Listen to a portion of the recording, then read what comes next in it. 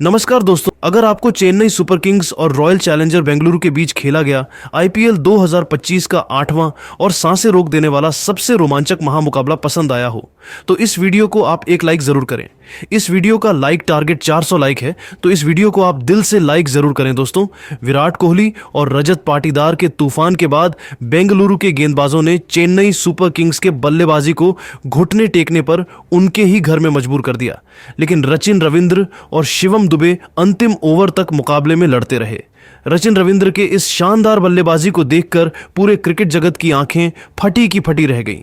तो आखिर इस अंतिम ओवर के मैच में किस टीम ने मारी बाजी? दोस्तों, आईपीएल 2025 के 8वें और सबसे रोमांचक मुकाबले में आईपीएल इतिहास की दो सबसे बड़ी टीमें एक दूसरे के सामने थी। इस बार अर्थुराज गायकवाड़ के कप्तानी वाली चेन्नई सुपर किंग्स के सामने बेंगलुरु की टीम थी। इस रोंगटे खड़े कर देने वाले मुकाबले में चेन्नई सुपर किंग्स के कप्तान अर्थुराज गायकवाड़ ने टॉस जीता और पहले गेंदबाजी का फैसला लिया और बेंगलुरु की टीम को पहले बल्लेबाजी करने के लिए आमंत्रित किया। उसके बाद रनों की बारिश करने के इरादे से बेंगलुरु के दो दिग्गज ओपनर बल्लेबाज फ्लिप साल्ट और विराट कोहली मैदान पर उतरे। दोनों खिलाड़ियों को इस महामुकाबले में अपनी टीम को एक विस्फोटक ओपनिंग शुरुआत दिलाने की बहुत ही बड़ी जिम्मेदारी थी और बेंगलुरु की इस ओपनिंग जोड़ी ने आते ही चेन्नई के गेंदबाजों पर बड़े शॉट खेलना शुरू कर दिया था, खास करके फ्लिप साल्ट। इस मुकाबले में गजब की बल्लेबाजी कर रहे थे चेन्नई सुपर किंग्स की तरफ से। पहले ओवर में गेंदबाजी करने के लिए खलील अहमद आए, जिनके इस ओवर में साल्ट ने दो शानदार चौका लगाते हुए पहले ओवर से 9 रन बटोरा। वहीं चेन्नई की तरफ से दूसरे ओवर में गेंदबाजी करने के लिए रविचंद्रन अश्विन आए। दूसरे ओवर की पहले ही गेंद पर साल्ट ने सनसनाता हुआ छक्का लगाकर अश्विन को घुटने टेकने के लिए मजबूर कर दिया। इसके बाद ओवर की दूसरी और आखिरी गेंद पर फ्लिप साल्ट ने शानदार चौका लगाते हुए दूसरे ओवर से 16 रन बटोरा और टीम के स्कोर को 25 रनों तक पहुंचा दिया। तीसरे ओवर में खलील अहमद ने शानदार गेंदबाजी करते हुए सिर्फ 7 रन खर्च किया। वहीं चौथे ओवर में चेन्नई की तरफ से गेंदबाजी में बदलाव देखने को मिला और चौथे ऊपर में गेंदबाजी करने के लिए आए। सेम कुर्रन ने सिर्फ 5 रन ही खर्च किया। साल्ट इस मुकाबले में अलग ही अंदाज में दिख रहे थे और चौकों और छक्कों की बारिश कर रहे थे। तभी 5वीं ओवर में गेंदबाजी करने के लिए आए नूर अहमद ने ओवर की आखिरी गेंद पर फ्लिप साल्ट को महेंद्र सिंह धोनी के हाथों स्टंपिंग कराकर बेंगलुरु की टीम को पहला झटका दिया। साल्ट अपने इस पारी के दौरान 16 गेंदों पर 5 चौकों और एक छक्के की सहायता से 32 रनों की पारी खेलकर वापस लौट गए। फ्लिप साल्ट के आउट होने के बाद विराट कोहली का साथ देने के लिए देवदत्त पडिक्कल मैदान पर उतरे। वहीं 6वें ओवर में गेंदबाजी करने के लिए एक बार फिर से सेम कुर्रन आए। इस ओवर की 5वीं गेंद पर देवदत्त पडिक्कल ने खतरनाक छक्का लगाते हुए 6 ओवर में टीम के स्कोर को 56 रनों तक पहुंचा दिया। देवदत्त बल्लेबाजी करने के लिए सेट हो चुके थे। 7वें ओवर में गेंदबाजी करने के लिए चेन्नई की तरफ से रविंद्र जडेजा आए। इस ओवर में देवदत्त पडिक्कल ने तो अपना असली रूप दिखा दिया। ओवर की दूसरी ही गेंद पर देवदत्त पडिक्कल ने शानदार चौका लगा दिया। ओवर की चौथी गेंद पर भी देवदत्त पडिक्कल ने जबरदस्त चौक जड़ा। वहीं ओवर की 5वीं गेंद पर शानदार छक्का लगाते हुए टीम के स्कोर को तेजी से आगे बढ़ाया। 7 ओवर के समाप्ति के बाद बेंगलुरु का स्कोर एक विकेट के नुकसान पर 71 रनों तक पहुंच चुका था। तभी 8वीं ओवर में गेंदबाजी करने के लिए कप्तान ऋतुराज गायकवाड़ ने रविचंद्रन अश्विन को भेजा। रविचंद्रन अश्विन ने इस बार तो अपने स्पिन का जादू दिखा दिया और ओवर की 5वीं गेंद पर देवदत्त पडिक्कल को कप्तान ऋतुराज गायकवाड़ के हाथों कैच आउट कराकर उनको पवेलियन भेज दिया। इस तरीके से बेंगलुरु की टीम 77 रनों के स्कोर पर अपने 2 विकेट गंवा चुकी थी। देवदत्त का विकेट गिरने के बाद विराट कोहली का साथ देने के लिए खुद कप्तान रजत पाटीदार बल्लेबाजी करने के लिए उतरे। वहीं चेन्नई की तरफ से 9वें ओवर में एक बार फिर से गेंदबाजी में बदलाव देखने को मिला। इस बार गेंदबाजी करने के लिए आए मथीशा पथिराना। मथीशा ने शानदार गेंदबाजी करते हुए इस ओवर में 6 रन खर्च किया।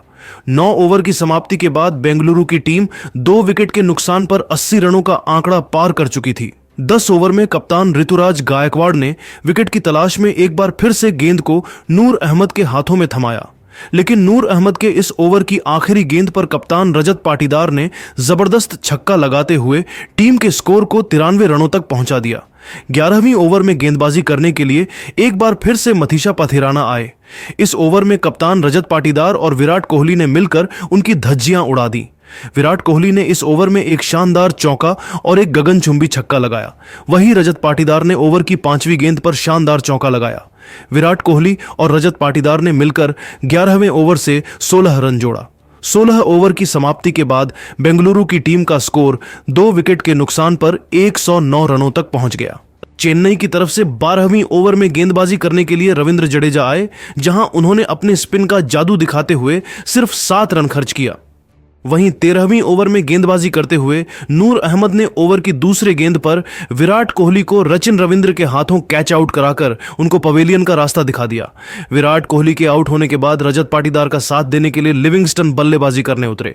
14वीं ओवर में रजत पाटीदार ने 2 चौका और एक गगनचुंबी छक्का लगाया। रविंद्र जडेजा ने अपने इस ओवर में 15 रन खर्च किया। 14 ओवर की समाप्ति के बाद बेंगलुरु की टीम का स्कोर 3 विकेट के नुकसान पर 134 रनों तक पहुंच गया। दोनों खिलाड़ी मिलकर बेंगलुरु का स्कोर तेजी से आगे बढ़ा रहे थे। तभी 16वें ओवर की तीसरी गेंद पर नूर अहमद ने लिविंगस्टन को अपना शिकार बनाकर बनाया और उनको पवेलियन का रास्ता दिखा दिया। लिविंगस्टन का विकेट गिरने के बाद रजत पाटीदार का साथ देने के लिए जितेश शर्मा मैदान में उतरे। 16वीं ओवर की आखिरी गेंद पर जितेश शर्मा ने जबरदस्त छक्का लगाते हुए टीम के स्कोर को 153 रनों तक पहुंचा दिया। लेकिन इसके बाद बेंगलुरु के एक के बाद एक विकेट गिरते चले गए। 19वीं ओवर में चेन्नई की तरफ से मथीशा पथिराना ने गेंदबाजी करते हुए 2 विकेट झटका। चेन्नई सुपर किंग्स की तरफ से आखिरी ओवर में गेंदबाजी करने के लिए सेम कुर्रन आए। वहीं आखिरी ओवर में बेंगलुरु की तरफ से टिम डेविड और भुवनेश्वर कुमार बल्लेबाजी कर रहे थे। टिम डेविड ने खतरनाक बल्लेबाजी करते हुए 20वें ओवर में 3 गगनचुंबी छक्का लगाया और निर्धारित 20 ओवर में चेन्नई सुपर किंग्स के सामने 196 रनों का पहाड़ी जैसा स्कोर खड़ा कर दिया। 197 रनों के लक्ष्य को हासिल करना चेन्नई सुपर किंग्स के लिए उतना भी आसान नहीं था। चेन्नई की तरफ से पारी की शुरुआत करने के लिए उनके 2 सलामी बल्लेबाज सचिन रविंद्र और राहुल त्रिपाठी मैदान पर उतरे। इन दोनों बल्लेबाजों के कंधों पर आज विस्फोटक शुरुआत दिलाने की बड़ी जिम्मेदारी थी। रॉयल चैलेंजर बेंगलुरु की तरफ से गेंदबाजी की शुरुआत करने के लिए भुवनेश्वर कुमार आए, जहां पर उन्होंने चेन्नई के बल्लेबाजों के लिए एक रन बनाना भी मुश्किल कर दिया। लेकिन ओवर की आखिरी गेंद पर राहुल त्रिपाठी ने शानदार चौका लगा दिया। इस तरीके से चेन्नई की टीम ने पहले ओवर में 7 रन बनाए। दूसरे ओवर में बेंगलुरु के कप्तान रजत पाटीदार ने गेंद को रफ्तार के सौदागर जोश हेजलवुड के हाथों में थमाया। जोश हेजलवुड ने तगड़ी गेंदबाजी करते हुए ओवर की दूसरी ही गेंद पर राहुल त्रिपाठी को फ्लिप सॉल्ट के हाथों कैच आउट कराकर अपनी टीम को पहली सफलता दिलाई और चेन्नई की टीम को तगड़ा झटका दे दिया। चेन्नई की टीम मात्र 8 रनों के स्कोर पर राहुल त्रिपाठी के रूप में अपना पहला विकेट गंवा दिया। राहुल त्रिपाठी की आउट होने के बाद चेन्नई की तरफ से बल्लेबाजी करने के लिए खुद कप्तान ऋतुराज गायकवाड़ मैदान पर उतरे, लेकिन हेजलवुड ने अपने ओवर की आखिरी गेंद पर ऋतुराज गायकवाड़ को भी पवेलियन का रास्ता दिखाते हुए चेन्नई की टीम को दूसरा झटका दे दिया। 2 ओवर की समाप्ति के बाद चेन्नई की टीम अपने 2 विकेट खोकर सिर्फ 8 रन ही बना सकी। कप्तान ऋतुराज गायकवाड़ का विकेट गिरने के बाद सचिन रविंद्र का साथ देने के लिए दीपक हुड्डा मैदान पर आए। तीसरे ओवर में बेंगलुरु के कप्तान रजत पाटीदार ने गेंदबाजी करने के लिए फिर से भुवनेश्वर कुमार को भेजा। भुवनेश्वर कुमार ने इस ओवर में भी जबरदस्त गेंदबाजी करते हुए सिर्फ 5 रन ही खर्च किया। 3 ओवर के समाप्ति के बाद चेन्नई सुपर किंग्स का स्कोर सिर्फ 13 रनों तक ही पहुंच पाया। बेंगलुरु के गेंदबाजों ने इस मैच में चेन्नई के बल्लेबाजों को बांध कर रखा था। चेन्नई के बल्लेबाज एक रन बनाने के लिए संघर्ष कर रहे थे। चौथे ओवर में विकेट की तलाश में गेंदबाजी करने के लिए फिर से जोश हेजलवुड आए, जहां पर ओवर की पहली ही गेंद पर सचिन रविंद्र ने शानदार चौका लगा दिया और अपनी टीम के स्कोर को तेजी से आगे बढ़ाया।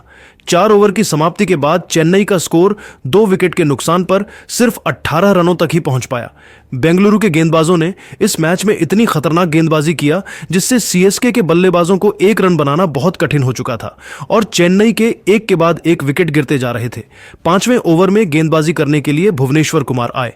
भुवनेश्वर कुमार ने पहली गेंद वाइड फेंका, वहीं ओवर की अगली गेंद पर सचिन रविंद्र ने जबरदस्त चौका लगा दिया। फिर भी भुवनेश्वर कुमार ने हिम्मत नहीं हारा और 5वें ओवर की चौथी गेंद पर उन्होंने दीपक हुड्डा को जितेश शर्मा के हाथों कैच आउट कराकर उनको पवेलियन का रास्ता दिखा दिया।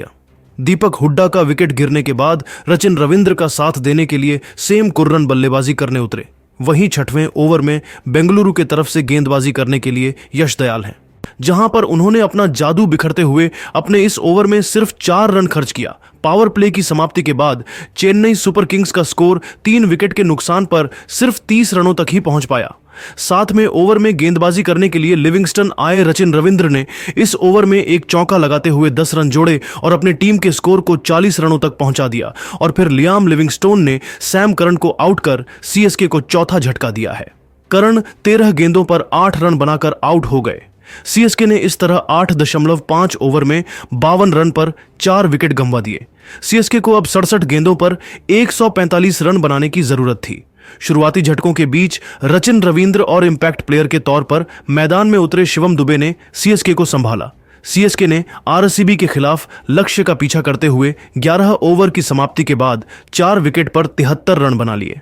दोस्तों, इस मैच में चेन्नई सुपर किंग्स के बल्लेबाज जिस तरीके से बल्लेबाजी कर रहे थे और बेंगलुरु के गेंदबाज जितने खतरनाक गेंदबाजी कर रहे थे, उसको देखकर तो यही लग रहा था कि यह मुकाबला अंतिम ओवरों तक चलने वाला है। रचिन रविंद्र भी इसके बाद कुछ खास नहीं कर पाए। उन्होंने 31 गेंद पर 41 रन बनाए और यश दयाल ने उन्हें क्लीन बोल्ड कर दिया। लेकिन दोस्तों, अब आपको क्या लगता है, इस बार आईपीएल की चमचमाती हुई ट्रॉफी कौन सी टीम अपने नाम करेगी? आप खुद नीचे कमेंट करके जरूर बताइए और ऐसी ही नई नई वीडियो के लिए हमारे चैनल को जरूर सब्सक्राइब करिए। धन्यवाद।